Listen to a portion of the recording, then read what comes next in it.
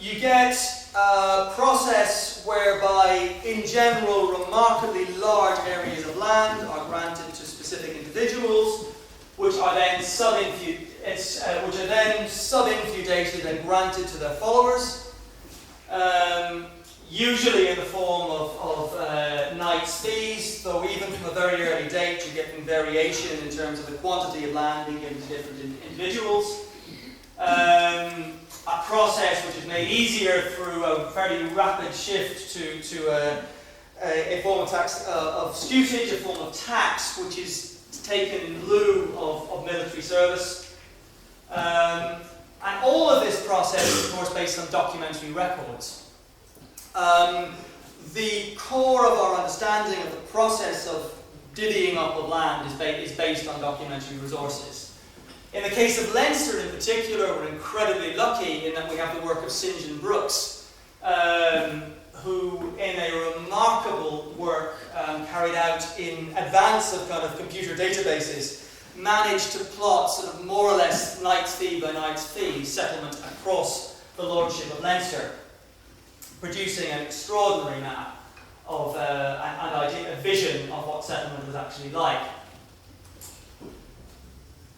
St John Brooks focused on Leinster in this area here, but this is a map, if you like, of the archaeology of the Norman conquest. And you can see the variation across the island. Areas such as County Meath, which are very extensively settled and which have an archaeological record which sort of supports this idea. South Wexford in particular, another area with a dense concentration of monuments.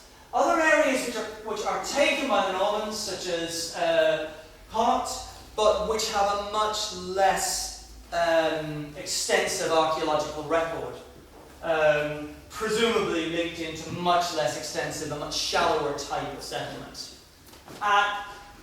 In some cases, what you look at is essentially a displacement of the existing Gaelic nobility, Gaelic elite, and their replacement by Norman magnates. At other places and at other times, you see a much more substantial shift and change in settlement patterns and indeed in population and population groups.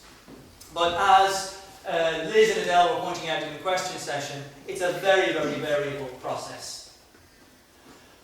In the case of the southeast, you get a fairly dense settlement, which Billy worked on very, very extensively.